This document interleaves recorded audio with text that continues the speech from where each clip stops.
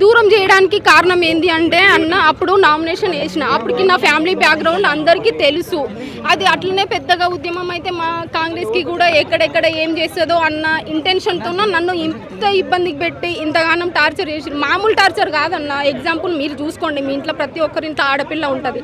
మన ఆడపిల్లని ఎవరైనా ఇన్స్టాగ్రామ్లో కానీ యూట్యూబ్లో కానీ బ్యాడ్ కామెంట్ పెడితే మనం చూసినాం అనుకో, ఏమంటాం, చెల్లి అది తీసేయి, లేకపోతే ఇన్స్టాగ్రామ్ ప్రైవేట్లో పెట్టుకో అని చెప్తాం.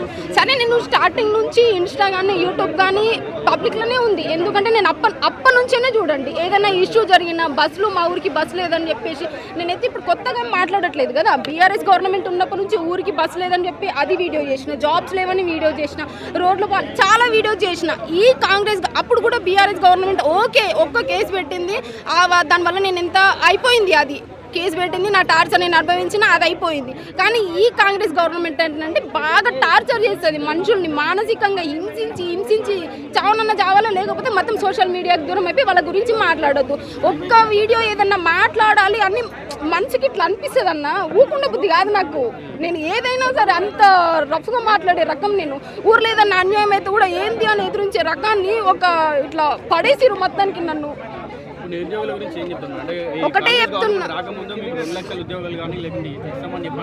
అవును ఇప్పుడు వచ్చింది కదా, వచ్చింది ఇంకా ఏడు ఎందుకు ఇస్తాడు, ఎన్ని వచ్చినాయి ఎన్ని రాలేవు, ఎన్ని వచ్చినాయి. అదేది వైద్య శాఖలో 5,000 చిల్లర వేసిండు, రేణిగు అది ఇంకో 400 చిల్లర వేసిండు. ఏం వేసిండు జాబ్లు, గత ప్రభుత్వం వేసిండు జాబ్స్ అన్ని ఈయన అకౌంట్లో వేసుకొని ఇన్ని వేసినా, లేకపోతే నా తలకాయ తీసుకొని పక్కకు పెట్టుకుంటా.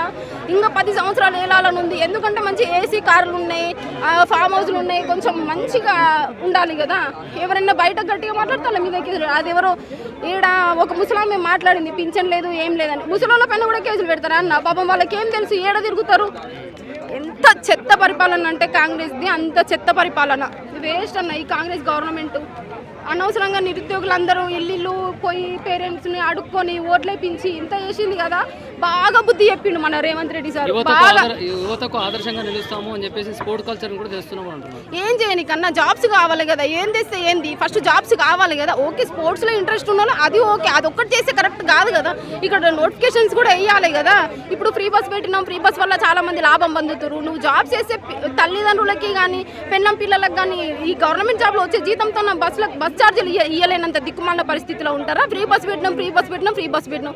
రాజీవ్ యువ వికాస్ గోవింద ఏం చేస్తాడంటే చెప్తా చూడండి అన్న. ఈయన మొత్తం ఒక ప్లాన్ ఏంటంటే, ఎగ్జాంపుల్ ఇంత పెద్ద రోడ్డు ఉందనుకో, ఒక చిన్న మూలకు ఊడిపించి అదొక వీడియో తీపించుకుంటాడు, ఒక ఫోటో తీపించుకుంటాడు, బాగా పబ్లిసిటీ చేయించుకుంటాడు. ఈ మిగతా రోడ్ అంతా ఊడవడు. ఇంకా ప్రతిదీ అంతే.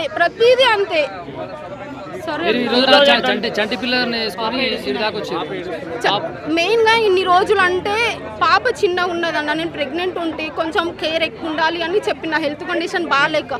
సో ఇంకా ఆగలేను. మొన్న దిల్సుఖ్ నగర్లో ఉన్నప్పుడు కూడా ధర్నాకు వెళ్ళిన. సో అక్కడ అందరినీ ముందస్తు అరెస్ట్ చేయడం వల్ల ఓకే అట్లా అయిపోయింది. ఇక మళ్ళీ ఈ రోజన్నా వద్దామని చెప్పేసి వచ్చిన. ఒకటే చెప్తున్న కాంగ్రెస్ గవర్నమెంట్కి, నిరుద్యోగులను పట్టించుకోండి. ఆ రైతులు ధాన్యాలు కొన్నాక ఎక్కడన్నా మా ఊరికి రా, నేను చూపిస్తా. మా ఊరు ఒకటే కాదు, ఏడ పెద్దూరు నుంచి మొదలు పెడితే తెలకపల్లి వరకు ట్రాక్టర్లు లైన్గా, నేను కావాలంటే వీడియో కూడా పెడితే మీరు చూడండి. పెద్ద ట్రాక్టర్స్ అన్ని లైన్గా ఉన్నాయి. ధాన్యాలు సరిగ్గా ఉంటాయి. ప్రైవేట్ వాళ్ళు కొంటే పైసలు వేస్తారా తెలియదు, వేయరా తెలియదు. 2,000 ఉన్నదనుకో, ఇప్పుడు వాళ్ళు ప్రైవేట్ వాళ్ళు 500 తక్కువ 600 తక్కువ చేసి తీసుకుంటారు. ప్రైవేట్ వాళ్ళు ఇప్పుడు నమ్మకం ఉంటుంది కదా, డబ్బులు ఇస్తారా ఇయ్యరా. అక్కడ రైతుల్ని మోసం చేస్తుండు. మొత్తం కాంగ్రెస్ గవర్నమెంట్ తెలంగాణలో ఉన్న ప్రతి ఒక్కరిని మోసం చేస్తుంది. రేపటి నుంచి బరిలక శిరీష అనబడి మీరు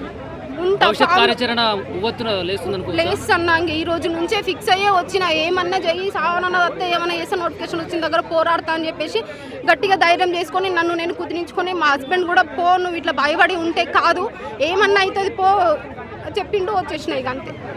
2 లక్షల ఉద్యోగాలు పోనీ మేనిఫెస్టోలో ప్రకటించిన ప్రకారం రాహుల్ గాంధీ గారు చిక్కడపల్లి లైబ్రరీకి వచ్చి ఛాయ్ తాగి మరీ చెప్పిన నోటిఫికేషన్లు ఎక్కడున్నాయి? మరి ఇక్కడ వికారాబాద్కి వస్తారు ఆయన. మళ్ళీ ఒక్కసారైనా తెలంగాణలో కాంగ్రెస్ గవర్నమెంట్ గెలిచిన తర్వాత మళ్ళీ నిరుద్యోగుల్ని కానీ స్టూడెంట్స్ని కానీ కలిసే ప్రయత్నం చేసిర్రా? తర్వాత సరే ఆయన బిజీ ఉన్నారు, ప్రధానమంత్రిని అవ్వడంలో బిజీ ఉన్నారు అనుకుందాం.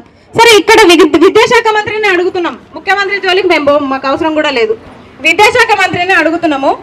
విద్యాశాఖ మంత్రి గారు మీరు నిజంగా మీకు చాలా చిత్తశుద్ధి ఉంది. మీరు చాలా నిరుపేదం నుంచి మీరు చిన్న స్థాయి నుంచి ఈరోజు